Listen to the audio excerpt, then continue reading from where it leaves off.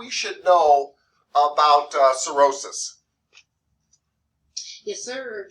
So, cirrhosis is the impaired liver function caused by the formation of scar tissue due to damage caused by liver disease.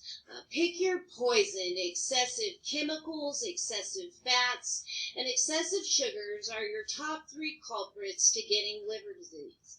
You are not what you eat. You are what your body absorbs. The liver regulates homeostasis of the immune system by defending against blood-borne pathogens to avoid the systemic spread of microbial and dietary antigens. Over time, the absorption of these pathogens and toxins can lead to toxicity, cell death, scarring of the liver, which ultimately causes cirrhosis, which is also known as end-stage liver disease. It begins with symptoms of nausea, red palms, and fatigue, and as it progresses, the symptoms include itchiness, swelling in the lower limbs, fluid buildup in the abdomen, jaundice, bruising easily, and the development of spider-like blood vessels in the skin. Those who have cirrhosis must get clearance from their doctor to get a massage.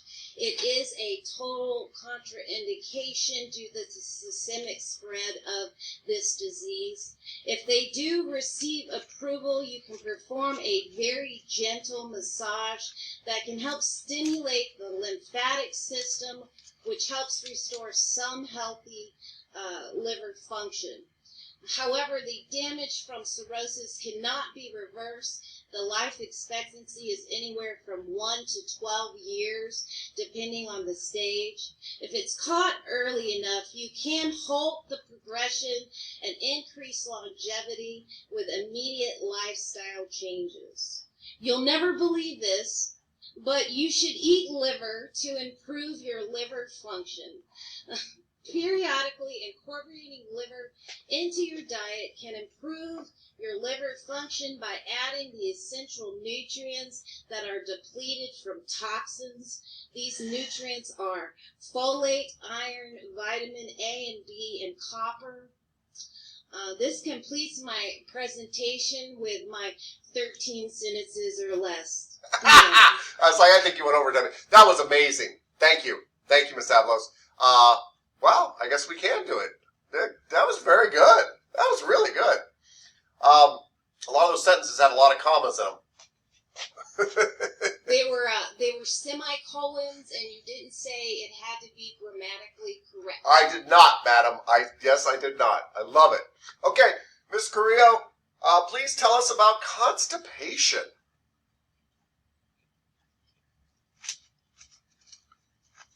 Okay. And we can see your slideshow. Constipation is a common gastrointestinal problem for most people of having a difficult passage of stool or infrequent bowel movements, usually 3 times or fewer per week. Symptoms are excessive straining, difficulty expelling stool, hard or lumpy stools, abnormal bloating, fullness, discomfort, or pain. The types of stools are separate and hard lumps. Type 1 is separate hard lumps. Type 2 is sausage-like but lumpy. Type 3, sausage-like but with cracks in the surface. Type 4, smooth and soft. Type 5, soft blobs with clear-cut edges. Type 6, fluffy pieces with ragged edges, a mushy stool. And type 7, watery, no solid pieces. Causes of constipation are inadequate fluid intake, which is like dehydration, lack of fiber in your diet, lifestyle such as lack of exercise, and stress where you are not lacking. Food to eat while constipated are fiber and water, which are whole grains, whole wheat bread, pasta, oatmeal, bran flakes, lentils, such as black beans, kidney beans, soybeans, chickpeas, fruits such as berries, apples with skin, oranges without skin, and pears, And veggies, carrots, such as carrots, broccoli, green peas, collard greens, and nuts such as almonds, peanuts, and pecans. Avoid abdomen during massage if pressure causes the client discomfort because of constipation. Otherwise, can massage. Vibration and effleurage gliding over the abdomen in a circular motion, clockwise direction. And that is the end of my presentation. That is fantastic. That's true. Everybody, really quickly, in general, clockwise motion, because that's what your large intestine goes in that direction. Wax on, not wax off. Okay? Very good. Fantastic. I loved all the side jokes. Definitely a Miss Creo presentation. Yes. Miss Clayton, Crohn's disease.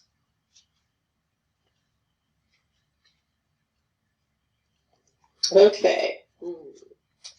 So I have no presentation because I figured with 10 sentences I'm going to be one day. I don't know if it's exactly 10 sentences, but hopefully it's close. Crohn's disease is an inflammatory bowel disease. It causes chronic inflammation of the gastrointestinal tract. It is an autoimmune disease. It's named after Dr. Burl Crohn, who first described the disease back in 1932. Crohn's disease can occur at any age, but it often is diagnosed at ages between 20 and 30. So it can affect any part of the gastrointestinal tract from the mouth to the anus, but it most commonly affects the ends of the small bowel and the beginning of the colon. If you have a family member, most often a sibling or a parent with any type of irritable bowel disease, you are more likely to develop Crohn's. And if you smoke cigarettes, they say your likelihood to develop it also increases. A lot of the problems that people with Crohn's disease have are they get a lot of abdominal pain, diarrhea, internal obstruction can occur because the intestines, the wall of the intestines thickens. And so what happens over time is your intestines get narrower and narrower, and so you can have a lot of bowel blockages, which is obviously painful. You can get infections in your intestines. You can get anal fissures, which are basically small tears in your anus that cause itching, pain, and bleeding, which doesn't sound good. You're also more prone to ulcers and inflammation in other parts of your body. And then finally, malnutrition. I know several people who have Crohn's disease, and because they're constantly, having abdominal and GI problems, they're very thin because they don't absorb all the nutrients they need to. And there's no cure for Crohn's disease. However, there are medications that can prevent flare-ups. And unfortunately, approximately 66 or 2/3% of people that have Crohn's disease will need surgery at some point in their life to remove the damaged parts of their intestinal system. It's a very stressful disease because you never know when you're going to have a flare-up. You could be in the middle of a presentation or traveling. But they do say, like most things in life, both having good sleeping habits and managing and keeping your stress in check will help prevent flare-ups. And that is it. That is perfect. Thank you. Yeah. Autoimmune disease attacks the intestines mainly, although anything in there, and that causes all sorts of other problems. Thank you. Thank you, ma'am. Sure. Mr. Craven, you have diarrhea. I did. I also chose to go the classy route. I wrote a poem about diarrhea. That's okay. Oh, yeah. Of course. Okay. I was expecting that. Good. Loose and watery, you drizzle on the rim. Days or weeks you visit, then gone without a whim. Protection from harmful substances, you are expelled from the body. Elude the abdomen and devise a break during massage, unless you're feeling naughty. Virus, parasite, or bacteria, it does not matter which, for sometimes you can come from a frozen egg sandwich. Wow. I also wrote a haiku. Oh, That's okay. okay, that was fantastic, just that. If you actually wrote it, I want to hear it. Oh, I did. Oh my god. It's a 575. Hopefully that's okay. I think I just haiku'd myself. Okay, please. Splishing and splashing, waste raining from the heavens, foregone conclusion. Beautiful. Beautiful. Oh my gosh, Thank very you. zen. It's not a competition, Mr. Craven, but I think we all know that if it was, that was me, yeah. Well, Okay. cheers to you, sir. Thank you. Miss Clayton, yes. That was fantastic, and I think we should all do that. Like from now on, just make our presentations into some kind of a poem. That is a lot of pressure. I mean, we all have different talents, right? So, but yes, that was amazing. Thank Or you. maybe a song. Maybe a song. Yep, or interpretive dance. Yep, that one too. I like it. I would like to see the diarrhea interpretive dance. Yes, that was fantastic. That was awesome. Thank you, Good job, Mr. Craven. Yeah, thank you, sir. Perfect. We'll take it. The one thing to kind of take away from that is diarrhea is sometimes a very good thing. Your body's trying to eliminate some stuff out of the intestinal area, right? It's only bad when it persists for a long period of time. Awesome. Miss Dimitrik, gallstones. Wow, nothing like Craven there. Yeah. But I do have a presentation. It's going to be quick. Yeah? That's what we want. Yeah.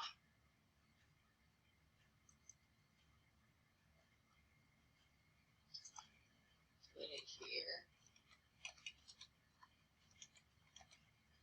And it's on gallstones. All right. I have to have that little picture with the little gold nuggets in your gallbladder. Gallstones are hardened deposits of bile that contain too much cholesterol, too much bilirubin, and not enough bile salts can form in your gallbladder. Gallstones may also form if the gallbladder does not empty completely or often enough. If gallstones block your bile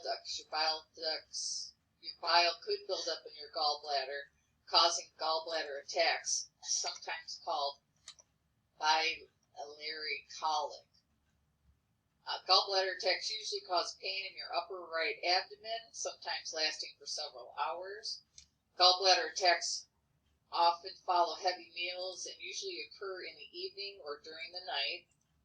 Gallbladder attacks usually stop when gallstones move and no longer block the bile ducts. So you can see these little chunks here can get dislodged.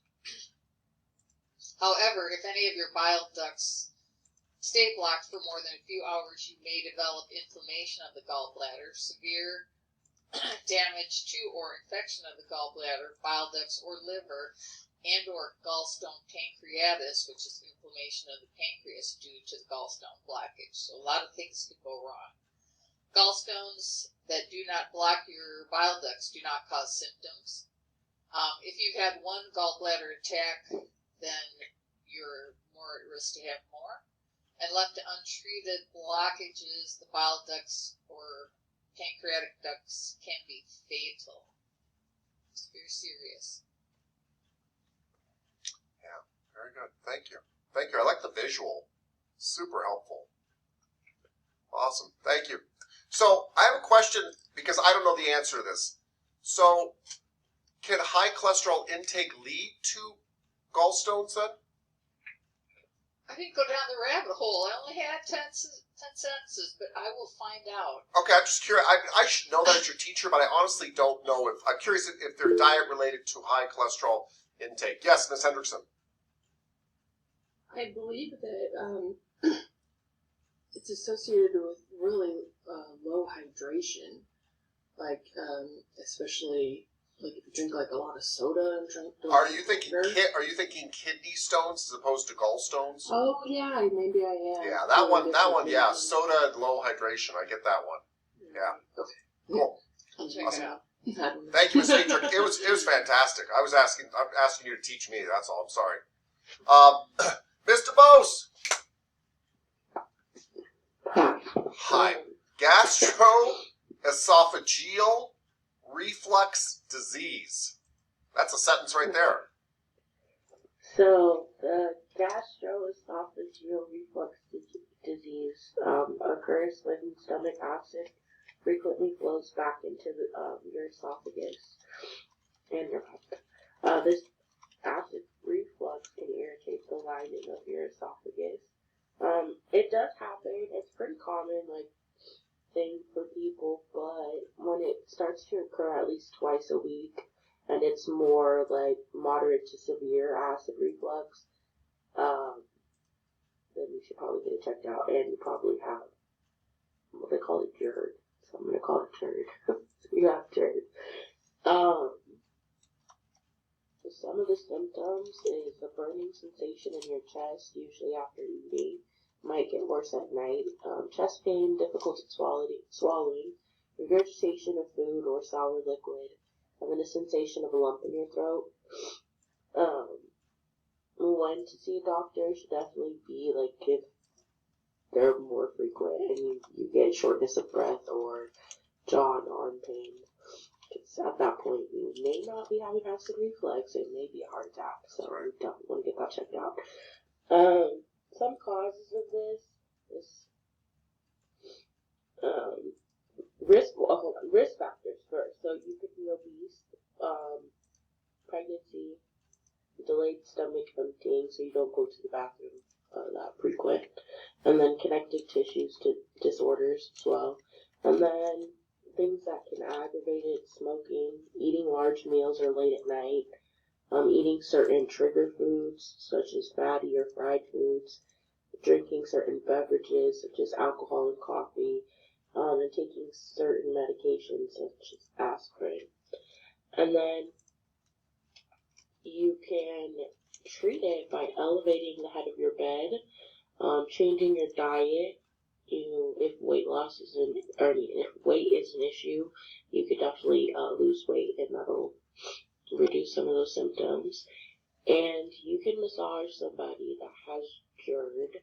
You can massage the connective tissue surrounding the diaphragm, and that can significantly help reduce acid reflux. And that's all I have. Thank you. Yeah. Essentially, your stomach acid coming back up, and it can eventually burn the lining of your throat and cause all sorts of problems. Awesome. Thank you, ma'am. Thank you. Mm-hmm. Miss Everson, irritable bowel syndrome. Alrighty. All right. Between 3 to 10% of Americans have irritable bowel syndrome, also known as IBS. IBS is characterized by an abdominal muscular contractions of the colon. It is a common disorder that affects the large intestine. Signs and symptoms include cramping, abdominal pain, bloating, gas, and diarrhea, constipation, or both. Mild signs and symptoms can often be controlled by managing stress, which can be hard to do, as we know, and making changes in your diet and lifestyle, such as eating high-fiber foods, drinking plenty of fluids, exercising regularly, and getting enough sleep. Avoid foods that trigger your symptoms, such as FODMAPs. I had FODMAPs in here. Okay. Some people are sensitive to certain carbohydrates, such as fructose, lactose, and others, known as fermentable oligosaccharides. I don't know.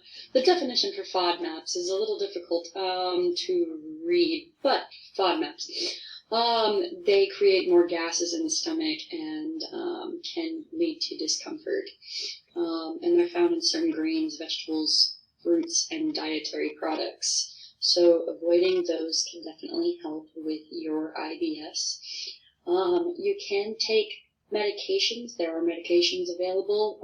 Currently, there is a study where they're trying to replace the good or the bad microbiome by putting somebody else's healthy stool into your colon, so to create a different biome. Yes, that's right. And this is unfortunately more common in female. Yeah. Beautiful. Thank you. You will have clients with IBS, everybody, and they will be like, they'll literally look at you and be like, I need to stop the massage, IBS. And just get out of the room quick. They need to go to the bathroom really quick. That's really one of the unfortunately common things, right? It affects the large intestine. So sometimes they're like, I gotta go to the bathroom right now.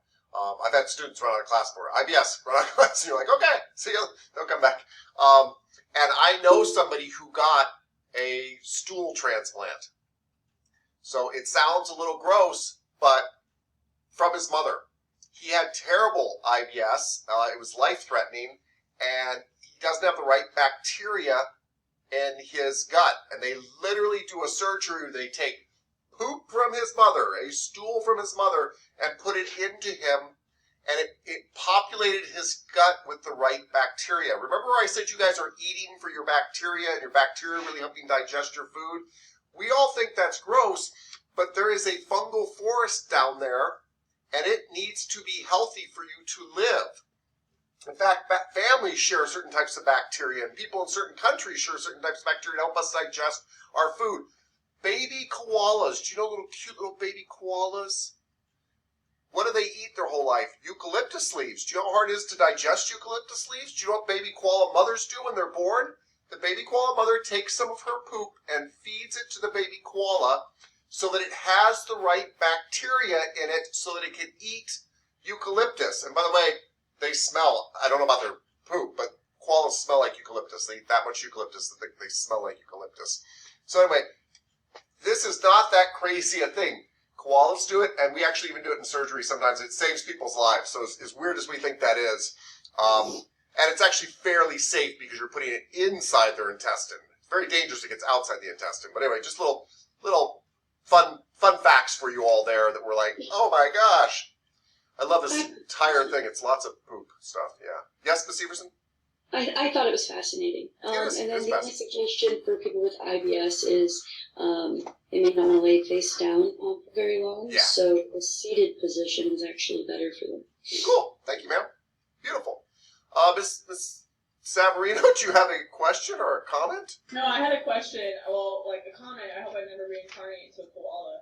But second of all, if they have like IBS and they like need to get out, would you just like have them like wrap the sheet around like that front sheet? Like how would you get them out of there like as fast as possible? Because I'm sure if like they gotta go to the bathroom, they don't want to necessarily put on their clothes. Would you just be like grab the sheet and then just kind of like step out of there or something? Yeah, I mean it all depends on where you work, right? If it was at my house or a small establishment, I just jump out of the room and let them decide. Right? Okay. But remember, we're trying to help them with their embarrassment. So you're absolutely right. I don't care. I don't care if they run out naked. I'm going to turn around and let them do it. They're not going to do that. But my point is, whatever they need to do, yes. And you're absolutely right. I have had many clients wrap up in a sheet and just run out kind of thing. And that's fine. Yeah, whatever makes them happy. I always feel bad for people like that. I'm like, and I'm not trying to be funny, but what a pain in the ass. Okay. Thank you, Ms. Severson. Mr. Godot. Peptic ulcer disease.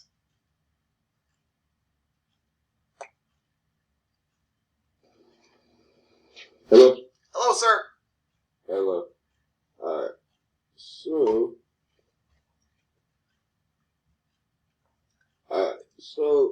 peptic ulcers are open sores that develop on the inside lining of your stomach and the upper portion of your small intestine. The most common symptoms of the peptic ulcers are stomach pain. Peptic ulcers include gastric ulcers, duodenal ulcers. And basically the difference between those, the gastric ulcers, they occur on the inside of the stomach, and then the duodenal, they occur on the inside of the upper portion of your small intestine. Exactly right.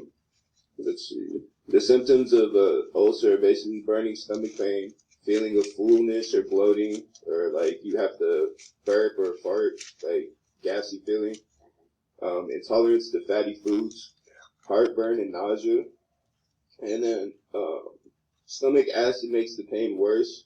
So does like having an empty stomach. The pain can often be relieved by eating certain foods that buffer stomach acid or by taking an acid-reducing medication. But it also might come back because it is an ulcer. Not might come back, it's gonna hurt. But the pain may be worse between meals and at night. So many people with the ulcers don't really have symptoms at first. It's it usually shows up as like severe signs of like vomiting or like blood, trouble breathing, feeling faint, nausea, weight loss, appetite changes. It's not always that dramatic, but sometimes you don't have any symptoms until it's really, really bad. Peptic ulcers occur when acid in the digestive tract eats away at the inner surface of the stomach or small intestine. The acid can be painful, so that may bleed. The digestive tract is coated with a mucus layer that normally protects against acid, but if the amount of acid is decreased or increased, you could develop an ulcer. Perfect. Thank you, sir. That's exactly it. It is your stomach acid eating your stomach, or, by the way, the reason it's your upper portion of your small intestine is because that's where acid would leak from the stomach. By the time it gets way down the thing, it's been reduced. But yeah, that's why. All right. And by the way, another stress-related disease. I mean, scientifically proven stress-related. So interesting there too. Okay. Miss Green. Ulcerative colitis. Ulcerative colitis. Yes, ma'am. Ulcerative colitis is an inflammatory bowel disease, also known as IBD, that usually begins in the rectum and then spreads proximally, and then eventually it's like involved in the entire colon. Among affected people, 10% have an inflammation. Of the small intestine, and damage is usually limited to the mucosa, but the submucosa may be affected. The cause of ulcerative colitis is unknown, but it's thought to be an autoimmune disease. Right now, it's about 500,000 people in the U.S. That have ulcerative colitis, with lesions appearing in certain individuals. Mainly women are the ones that are getting this. But yeah, it's usually between the second and third decades of life. Avoid massaging the abdomen if pressure causes pain or discomfort. Position client for comfort, for their comfort, period. So just ask them what's most comfortable for them. Periods of extubation may be linked to stress. Relaxing massage is indicated that,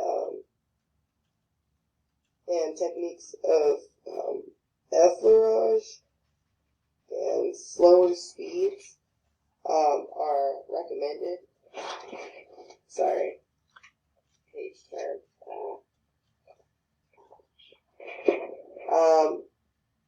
Yeah, that was it basically. They just, yeah. Another autoimmune disease, another stress-related disease. By the way, everybody, it's essentially okay to rub anybody's abdomen, but if anybody who feels pain down there, then you should stop rubbing their abdomen. They should see a doctor. Beyond gas tank. If people are like, oh, it just kind of feels like got a little gap, that's fine. That's totally fine. But if they're feeling like anything else is weird there, for any of this stuff, you don't have to know the disease. That's not a good sign. No place on the human body should be sore to the firm touch. Now, we are sore in a lot of places to the firm touch, but usually it's muscle soreness. So if people don't think it's gas soreness in their stomach or muscle soreness in their muscles, then it's time to kind of check stuff out at that point. Very cool. Ms. Hendrickson, viral hepatitis. All right. Take it away. Viral hepatitis is an infection that causes liver inflammation and damage. There are several different viruses that cause hepatitis, including hepatitis A, B, C, D, and E.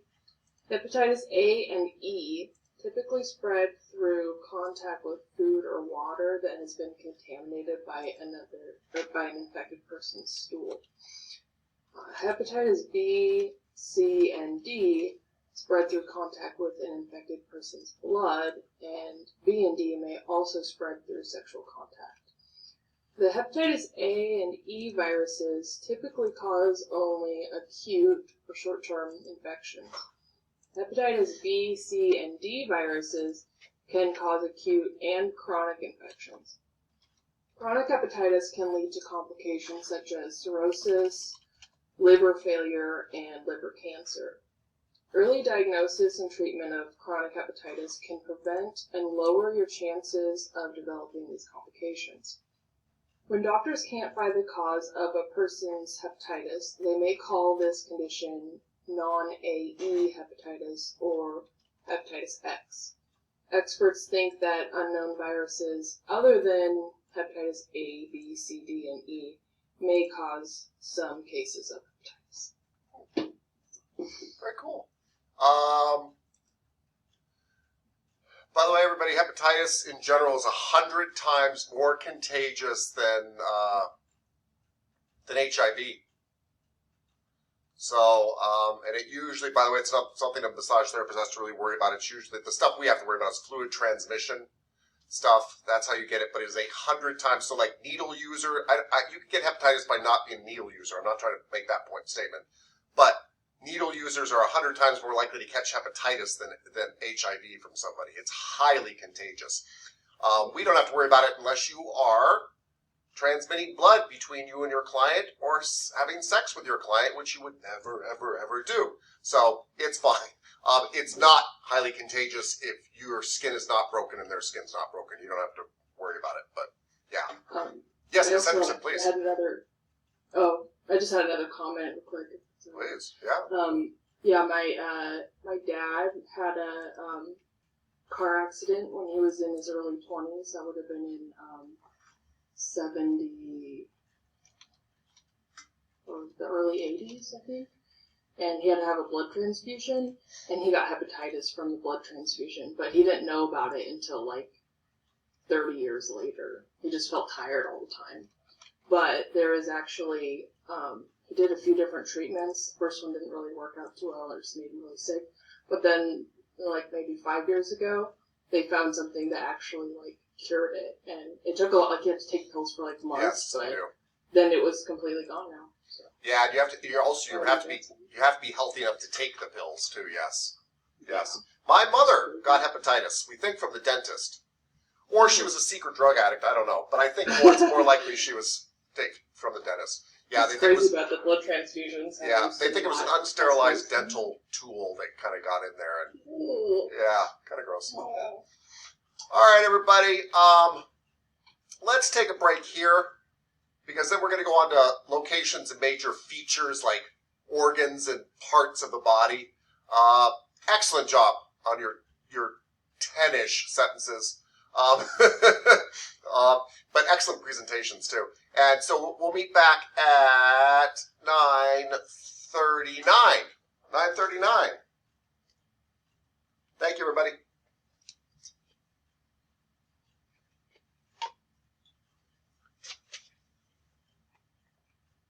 Physiology of the digestive system in parts, right? So people are going to tell us about the oral cavity and the pharynx, the esophagus, and the stomach, and the small intestine, and the large intestine, and the liver, and the gallbladder, and the pancreas. I had to move my hand all around there.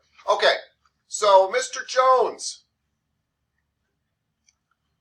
will you briefly tell us about the oral cavity, sir? Mr. Jones. Yeah. Yeah, cool. Thank you, sir. So, this one's going to be very short. No, it should be. So I wrote the oral cavity or mouth is the first portion of the GI tract.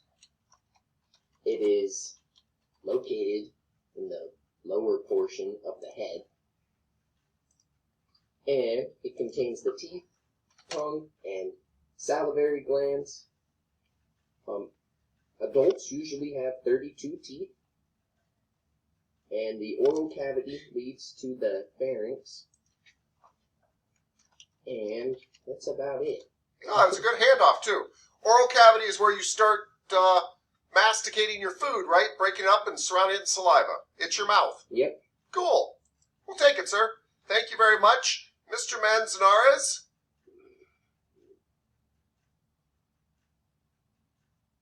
Sir? Mr. Manzanares? Mr. Manzanares? Hi. Oh, good. Hey, sir. Hey, Mr. Manzanares, tell us what the heck is the pharynx? It sounds like a cool car, but I don't think it is. Okay. Let's get my notes. So the pharynx it's a hollow muscular tube about 5 inches long, and the pharynx is divided into 3 main parts, which are the nasopharynx, the oropharynx, and the laryngopharynx. Yeah. And it starts behind the nose and goes past the back of the mouth. And it connects to the oral and nasal cavities, to the esophagus and larynx. And the pharynx has 2 main functions. One is in the digestive system, and the other one's in the respiratory system. Yep. And in the sorry, I don't know how to say it. Respiratory system. It passes air and airflow to and from the lungs. And in the digestion system, food passes through the pharynx on the way to the esophagus and to the stomach. And yeah, that's pretty much it. Cool. No, that's good. Pharynx, everybody, is kind of where the nose and the mouth come together, and stuff has to decide whether to go down your windpipe or your food pipe. Beautiful. Thank you, sir. So we have done mouth, and now this junction between the nose and mouth and everything. And now next we're going to go to the throat, so to speak. So, Miss Osuna. Okay. I have the esophagus. So the esophagus is located behind the trachea and aids in the transport of food and liquids from the pharynx to the stomach. As it does descend towards the stomach, the esophagus places or pierces the diaphragm at the esophageal hiatus. The base of the esophagus contains the lower esophageal sphincter, which is the LES in short.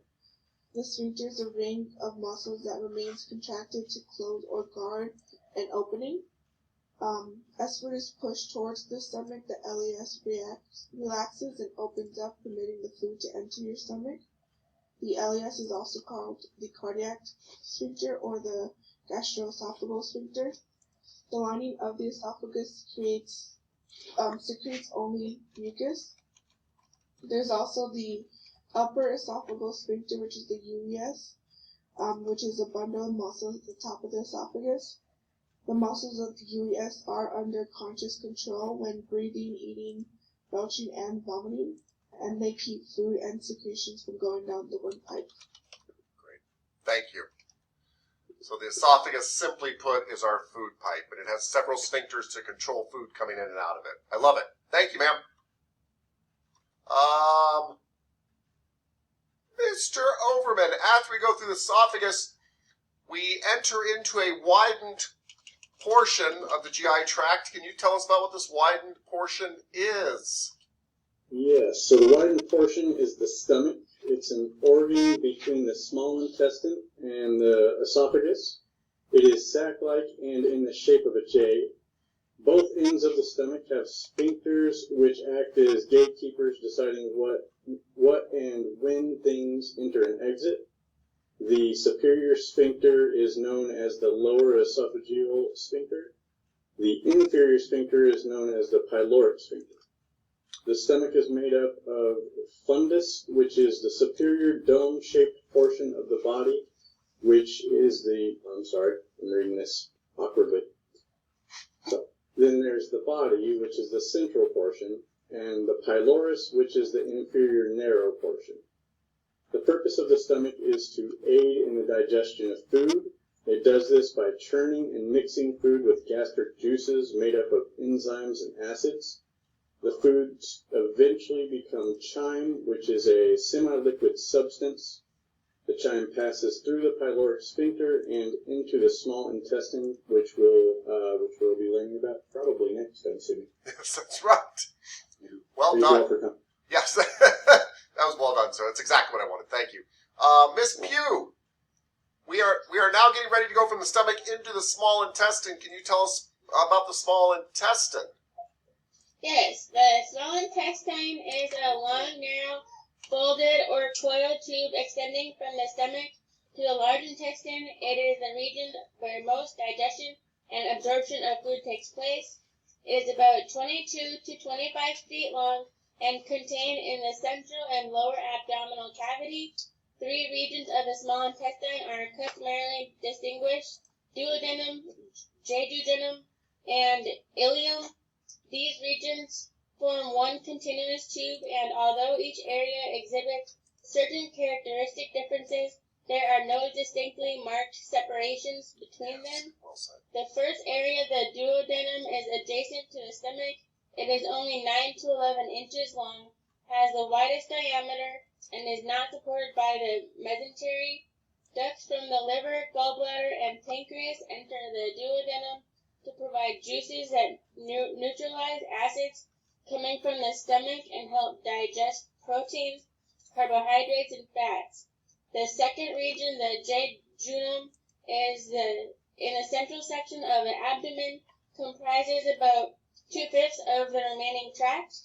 The color of the jejunum is deep red because of its extensive blood supply.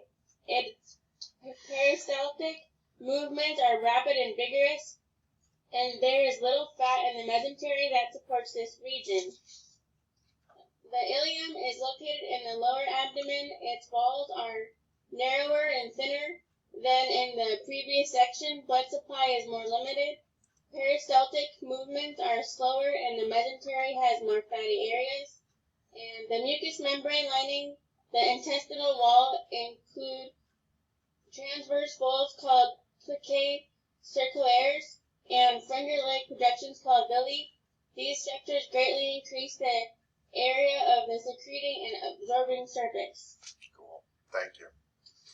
So tubing with lots and lots of blood, lots and lots of surface area to absorb lots and lots of nutrition. It's where most of your actual digestion takes place. Thank you, Miss Pugh. Mm-hmm. Miss Rader, we are going from the small intestine to the final intestine, otherwise known as the large intestine. Thank you, ma'am. Take it away. Okay. Ooh, nice slides. Bam. Oh, maybe. It's pretty fantastic. All right. So the large intestine. Large intestine is also called the large bowel or the colon. It begins at the ileocecal sphincter and ends at the anus. It's called the large intestine because of its diameter compared to the small intestine. It is actually shorter than the small intestine. The primary functions of the large intestine are absorption of water and electrolytes, production of vitamins such as A and B, and formation of feces or stool, and elimination of waste. The four sections of the large intestine are the cecum, colon, rectum, and anus. The cecum absorbs fluid and salt that remain after the small intestine digestion and absorption, and then mixes the contents with mucus.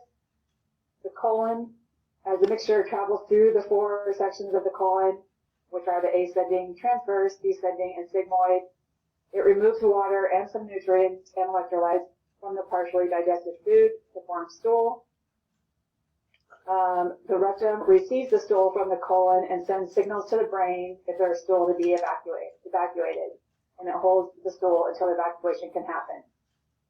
Finally, the anus contains pelvic floor muscles and an internal and external sphincter that detect rectal contents and control when it is excreted from the body. That is your elevator ride summary of how the large intestine works. Ms. Rader, that was actually fantastic. It really was. It was tight and clear and concise and beautifully illustrated. Thank you. So, Mr. Jones started us with the mouth. Ms. Rader ended us with the anus. We have now taken the food through all the tubing of the body. We're going to have 3 other people talk to us about some organs that help to secrete enzymes and things like that to help this digestive process. Mr. Richards, will you tell us about the liver? Sure. The liver. Another name for the liver is hepatic. Hepatic, yeah. The liver is located below the diaphragm. It's the largest organ in the body, weighing 3 to 4 pounds. It has 2 lobes, one large and one small.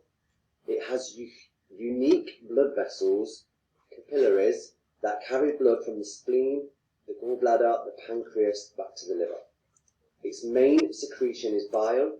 Other functions are metabolizing proteins, carbohydrates, and fats, produces plasma proteins, storing nutrients, glucose as glycogen, iron, copper, fat, soluble vitamins, detoxifying certain harmful chemicals, excreting substances, bilirubin, cholesterol, and drugs, providing defense through phagocytosis. Yes.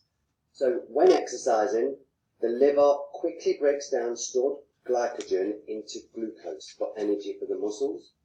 Maintaining a healthy digestive system will help all organs in protecting and supporting the body's functions and overall well-being. Yeah. Might be one of the most important organs in the body. Yeah, thank you, Mr. Richards. So it helps you digest all types of food. Carbohydrates, lipids, everything. Proteins, everything. It also stores lots of minerals that we need. It also stores emergency sugar for you guys to inject into your bloodstream when you need it really quickly.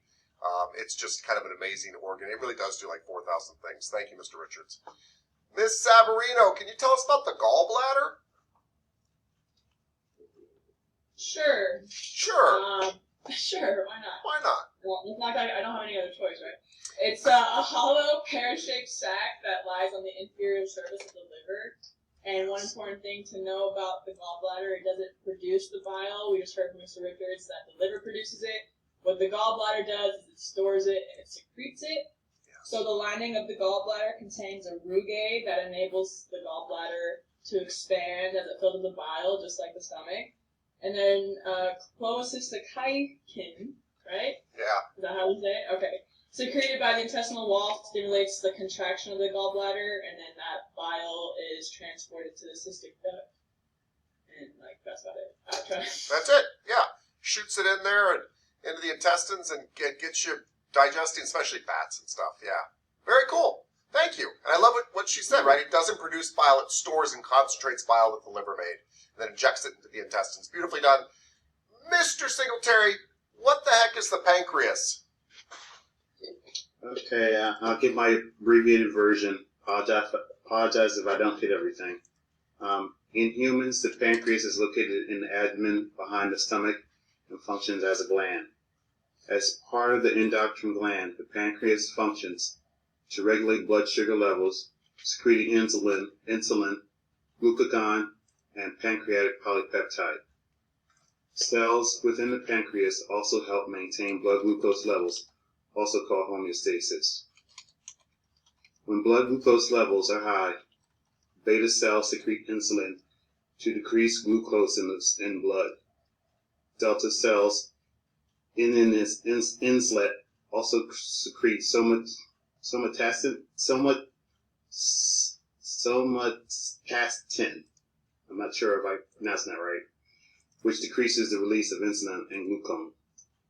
As part of the digestive system, the pancreas acts as an exocrine gland, secreting pancreatic juices into the duodenum through the pancreatic duct. Mr. Tapscott, this duodenum, it seems to be so important. It seems like a lot of people saying the same thing. Well, it is part of your small intestine. And the small intestine is where basically all the digestion really, I mean, I shouldn't say all the digestion takes place because you need every part to get ready for this part, but it's where everything's broken down and we're ready to suck the nutrients out of it. And so the small intestine is where you inject all the enzymes and get everything ready to absorb in the bloodstream. And that's why you hear it over and over and over again, because it's key for those reasons. Yes. Additionally, the functions of the pancreas is to help break down carbohydrates, fats, proteins, and acids in the duodenum. The pancreas also helps with blood sugar control and metabolism within our bodies. I found this one little fact. I didn't know whether this was completely true or not. It says that a person can live without a pancreas provided that the person takes insulin for proper blood regulation. Does that sound That a person can right? take insulin for proper what? Regulation of their blood glucose. That's They can actually live without their pancreas. Yeah, they probably could. I don't think it'd be smooth sailing because it does a lot of stuff, but yeah. Okay, wasn't sure. And that was it. All right, cool. Thank you, sir. Thank you. It's exactly what we want. Okay, so that concludes kind of talking about diseases of the digestive system, parts of the digestive system, all that good stuff about the digestive system. Really well done, by the way. I don't know how you felt about that, but one of the things that I actually really occurred to me that I really liked about this practice that we did, besides the fact that it made us move very quickly, this is how you'll have to talk to your clients. Because while you're talking to your clients, they want to be informed, but they want to get back on the massage table, right? You need to be concise. Like, can I quickly explain to you why I'm working your low back when you said your neck hurts, or whatever you're doing, that kind of stuff. So very cool. All right, a few more things. Few reviews and a little bit of muscle practice here really quickly. Mr. Ma? Mr. Ma? Lay it on me. I want to hear about the calves, the hamstrings, the glutes, and the erector spinae. I just want to hear them beautifully said, that's all. Okay.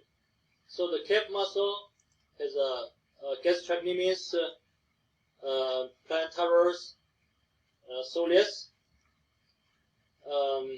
The second one, the hamstring muscle. We have biceps femoris, semimembranosus, semitendinosus. And the third one, gluteus muscles. We have gluteus maximus, gluteus medius, gluteus minimus. And we have the last one, erector spine muscles. Spinae. Spinae. Oh, okay. We have spinalis, longissimus, and iliocostalis. Could not have said that better myself, sir. Thank you. Thank you. I really, really appreciate that. Thank you for being so well prepared to say those. I'm serious. Like, that's exactly what we wanted. By the way, guys, you might hear Mr. Ma, and you'll hear other people say biceps femoris, and you'll hear me say biceps femoris. As far as I know, they're both correct. So it's just tomato, truly. So pick your way of saying it. I hear a lot of people say femoris, and I hear a lot of people say femoris, and they're both correct as far as I know. Okay, Miss Lee. Hi. Hi, Miss Lee. You're going to tell me the 5 abdominal muscles and the 4 rotator cuff muscles. Okay. Rotator cuff muscles is infraspinatus, subscapularis, supraspinatus, teres minor. Yes. And abdominal muscles is external oblique, internal oblique, quadratus, lumborum, rectus, abdominis, transverse abdominal. Excellent. Miss Lee, I have one question. That was good. I have one question for you about the 4 rotator cuff muscles. We have yeah, you said them right. I just have a question about them. We have a supraspinatus. You got that right. We have an infraspinatus, teres minor, and a subscapularis. 2 of those muscles go together because they do the same thing. 2 of those muscles I like to always say together because they do the same thing. So, supraspinatus, infraspinatus, teres minor, and subscapularis. Which 2 of those muscles go together all the time? you understand the question? Miss Lee? Oh, yes. So, 2 of those muscles always go together. I know all 4 are in a group, but 2 should always be said together. Which 2? Which 2 muscles should always go together of those 4 rotator cuff muscles? Oh, I didn't know that. Yeah. Good. Okay, well, let's learn it right now. So the supraspinatus is on top. The infraspinatus and teres minor always go together because they do the same thing. They're both in back here, and they both do the same thing. So anytime I say teres minor, think infraspinatus. Anytime I say infraspinatus, think teres minor. Got it? Oh, got it. Okay, so I want to hear you say it, though. Which 2 muscles go together? Supraspinatus with supraspinatus. Oh, suprascapularis with supraspinatus. What? Hold on, let's do this again. Teres minor and infraspinatus always go together. Oh. Infraspinatus and teres minor always go together. Anytime I say infraspinatus, you should be also thinking teres minor. Anytime I say teres minor, you should also always be thinking infraspinatus. Infraspinatus and teres minor always go together. Supraspinatus and subscapularis are on their own. So, which 2 muscles always go together? Infraspinatus and teres minor. Yes, thank you, ma'am. Yay, thank you. Good job. Awesome, awesome. Mr. Lee. Hello. Hello, sir. Mr. Lee, you were going to beautifully tell us about how to pronounce the quadriceps femoris group and the hip adductors that are found in the medial thigh. Yeah. All right. Vastus medius. Yes. Vastus lateralis. Lateralis. That was good. Vastus medialis. Rectus femoris. Adductor brevis. Adductor longus. Adductor magnus. Gracilis.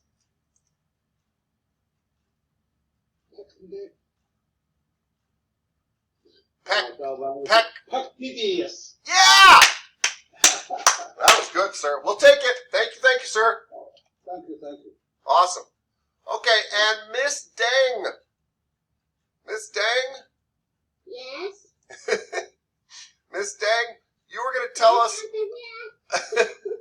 You're going to tell us... That's okay. You can be off the camera. I don't blame you for being nervous. I think this is hard. I know this is hard. That's why we're doing it.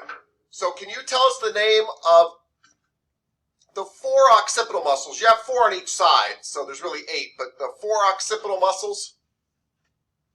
Suboccipital muscles, suboccipital muscles. So, the suboccipitus, the one is the rectus capitis for posterior major, rectus capitis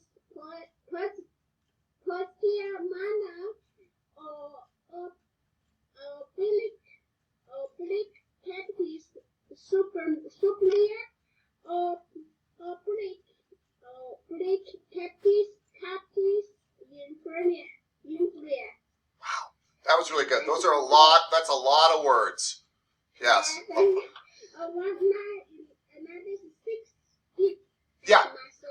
One is piriformis, and the second is obturator internus, and obturator externus, germanus inferius, germanus superius, and the Quadratus femoris. Yeah, that was really good. Thank you. That is 10 sentences. Probably is. That's it. Yeah. Thank you, Miss Dang. Super hard words to say, but thank you. You're right. piriformis, quadratus femoris, gemellus superior, gemellus inferior, obturator, and I'm not making fun of Miss Dang. She said it correctly. I love how she spelled out obturator, internus, and obturator externus. Beautifully done. Awesome. Good stuff. Okay, really quick reviews of the integumentary system in 10 sentences or less. Just tell us the most basic important stuff. Mr. Snell, can you tell us about the integumentary system? Yes, I guess so. Please. Okay, so the integumentary system is the organ system consisting of skin, hair, nails, and glands. You have the epidermis, which is the outermost layer, and it helps with making your skin cells, giving skin its color, protecting your body. Then you have the dermis, which is the middle layer of the skin. It's much thicker than the epidermis and gives the skin its strength. Then you have the hypodermis, which is the deepest layer. It connects the skin to the muscle. And that's about it. That's perfect. Actually, that's exactly what I wanted. I'm not kidding. Yeah, it's our skin, hair, and nails. It's got 3 main layers. Perfect. Thank you. Thank you. Miss Stevens, will you tell us about the skeletal system? Yes. Am I muffled at all right now? No. You don't sound muffled at all right now.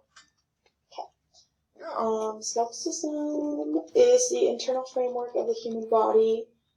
Skeleton's composed of about 206 bones when you become an adult.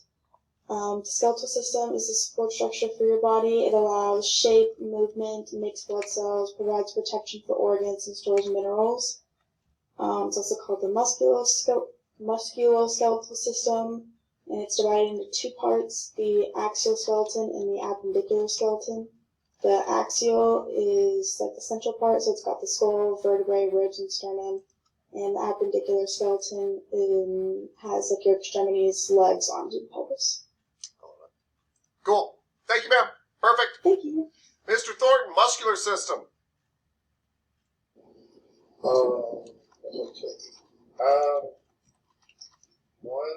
Muscles are divided into 3 types: smooth, cardiac, and skeletal. 2, your body contains more than 600 muscles. 3, muscles are made up of special cells called muscle fibers. 4, largest muscle in the body is the gluteus maximus. 5, smallest muscle in the body is the inner ear. 6, strongest muscle based on its size is a masseter.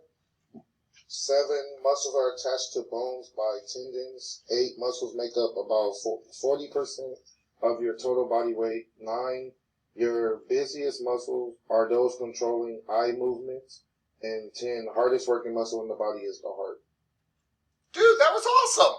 I love the 1, 2, 3, 4, 5, 6. That was perfect. Thank you, Mr. Thornton. Yeah, that was great. I love that. That's all true, by the way. Master is considered your strongest muscle per weight. You can bite off a finger with this thing. Don't try it, but you can. Unless you need to. Nervous system, Miss Young.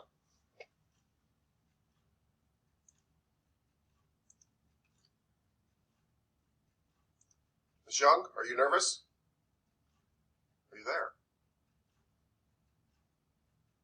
Maybe you're not there. Maybe she got nervous. Last call for Miss Young. Going once. Going twice.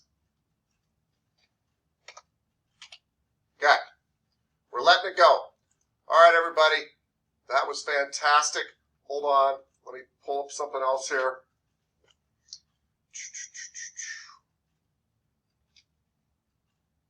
I love the top 10 things. That was like on the Tonight Show when they're like, top 10 things about the muscular system.